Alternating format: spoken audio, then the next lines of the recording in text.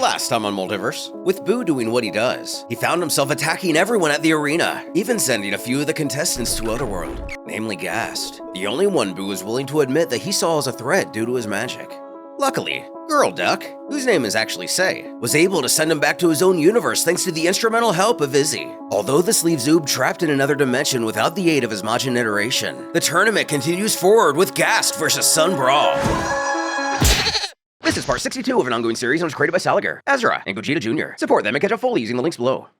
Following the banishment of Boo, the Grand Supreme Kai, also known as the Great Kaioshin, turns to the Kaioshin of the North to support his decision in continuing the tournament. There's no use in going this far just to see it end with only a handful of fights to go, before he announces that he'll be taking over as the new Great Kaioshin. Seeming to voluntarily step down from his role after his involvement, some may even argue corruption with Majin Buu. Vegito pipes up to inquire something regarding the other tournament, the one where he will be fighting in. Though Trunks places a hand on his shoulder to recommend his dad get out of the ring, it's his daughter's turn to fight. Whipping his head around and changing his demeanor instantly, he barks to know who she's supposed to be fighting against. Gast is dead because they're all making a mess of things, clearly having some issues with his lack of control here. Everyone around him is getting on his last nerve, not to mention he's starving for something to eat. Destroying all those boos emptied his reserves completely, and there isn't a single Senzu left in this universe. He saved them all, and again, he's getting left behind. Great South reminds that they're going to get a set of Dragon Balls and resurrect Gast Carcohl, when a little cell flies over to plead with them to bring their dad back too, who Vegeta did away with during their fight. So with that, it's planned to bring back all the fighters who have perished. That includes Gast, Cell, 18, Tapion, and Raishi. They promise this from the start. Bardock is quick to interrupt. Before they do so, he would like to be taken back to his own universe. Specifically, before Raichi's return, it's very important that he doesn't know where he's hiding. Demon King Piccolo feels the same, his own heart beginning to soften. He scoffs that this place reeks of kindness, and he's glad Gast is dead. This prompts the Varga named Oob to realize that, when you think about it, it's possible that getting mortal enemies to come together for any reason, let alone a fighting tournament, wasn't very reasonable. He escorts the pair out of the arena. The Demon King asks Bardock, "You're a Saiyan, right? I think I've killed a bunch of your kind." Bardock adds to this, "Including my son. Yeah." But brushes this off as DK was only defending himself. Seeing as the Saiyans wiped out planet Namek, he's probably the last Namekian. Bardock himself is the last of the Saiyans. So together, they can Oh wait, never mind. Piccolo continues with, "So what? Raichi is the last Huffle, and Tapion is from so far in the past his entire civilization has disappeared. Frankly, being the last of your own species is so overblown." Taking off into space, the Namekian offers him a deal. He's looking for some place to hide, so why not stay with him?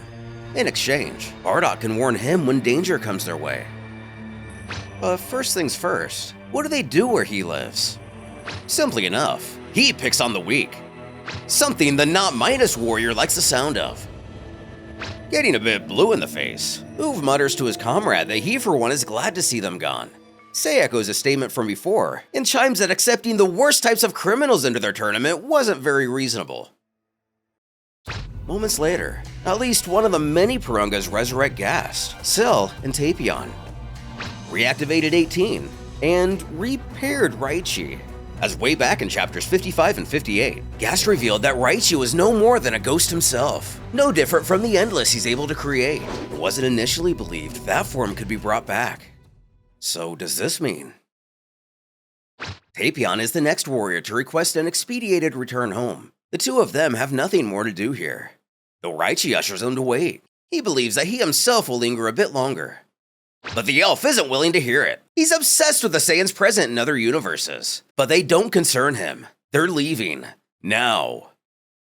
Grabbing him by the arm like a child, Tapion reminds that in any case, he isn't allowed to interfere with the other universes. But the doctor doesn't like what he's trying to insinuate. Warding, the voice of reason argues that he won't ever find peace if he keeps. Though cutting him off, the old-timer corrects that he doesn't look for peace. He looks for evil and destroys it. when Snitch Magoo decides to sell out Bardock and Demon King Piccolo. He low-key coughs. Earth! While Tapion doesn't catch what he said, and the duck himself denies any snitchery. Raichi notes loud and clear the communication intended. Among the onlookers for the next fight, Vegito sneers at Cell that the universes are emptying fast. He's already lost, so he can leave too, along with his little family. However, he chirps that he's only waiting for the next time that things get out of hand. It's going to be fun. Cutting this conversation short, we have the announcer shouting that with the tournament back on, Sun Brawl of Universe 16 is set to take on Gast Carcohl from Universe 7. This will be the last quarterfinal match, the winner of which will go on to face C in the semifinal, after Goku and Vegeta battle it out in the other semifinal match. Before, at long last, the championship bout will take place.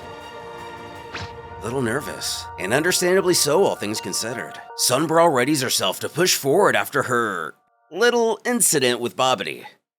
Though behind her, a scornful Pan stares daggers into her. She can't keep herself from questioning if she's really going. Shocked, whether at the question itself or maybe just the fact that Pan spoke to her, Brawl apprehensively replies, yeah.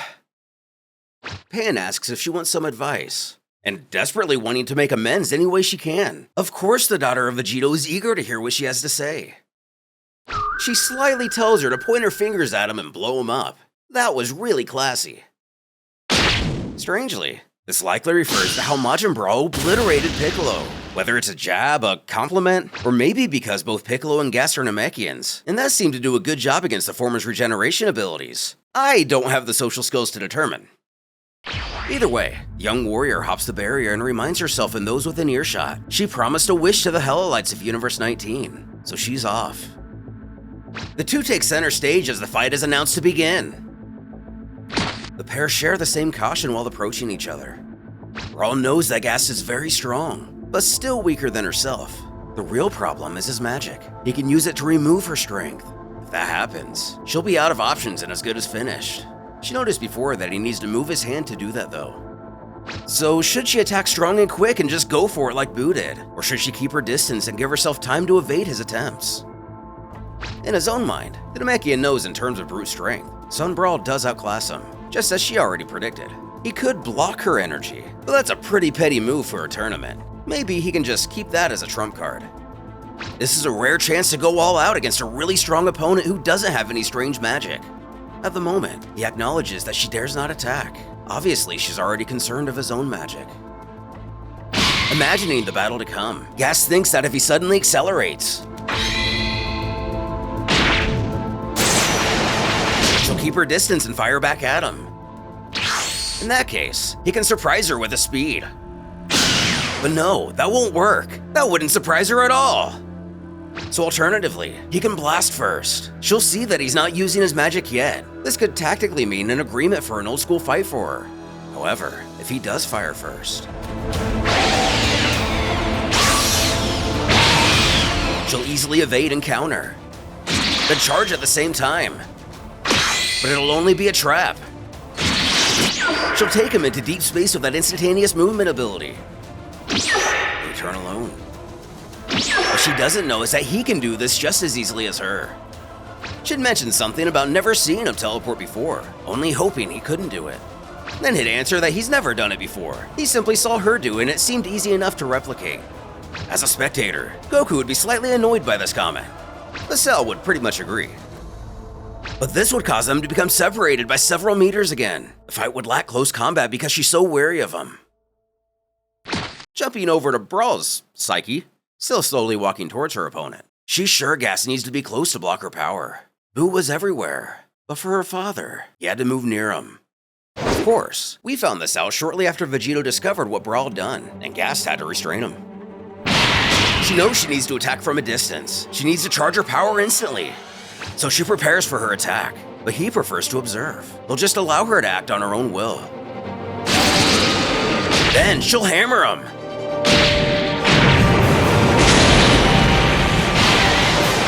She'll play the fool who's so proud of herself, cackling out with laughter at the sight of her own power. As is tradition, he will wait until she's finished and the smoke disperses, revealing him to be completely unharmed. But among these attacks, she'll send a much more powerful one. No, wait, hang on. Clearly he would be able to detect the sudden energy. He would take advantage of the moment and approach, though she still doesn't know if he can teleport or not. But of course he can. If he has all sorts of these crazy magic tricks, there's no way he can't. This would result in a checkmate. Or instead, she could teleport. But she doesn't go to him. Instead, she attacks from a distance. She'll do this from multiple angles. She even managed to surprise her father with this. Well, once, or at least a second. Using the after image, he won't be able to tell where she is. Gosh darn it, I'm done for. And when she teleports near him for the final blow, he's totally expecting it and paralyzes her. Another checkmate. So she'll send a decoy. Drats! Surprised, he won't have enough time to react even if he does feel the real attack coming. But Gast's surprise? Her conscience doesn't think so. You forgot this. A third checkmate. He'll definitely see any attack coming. She needs to force him to take the hits. When she realizes, this guy definitely knows how to read minds. He knows about all her plans for sure.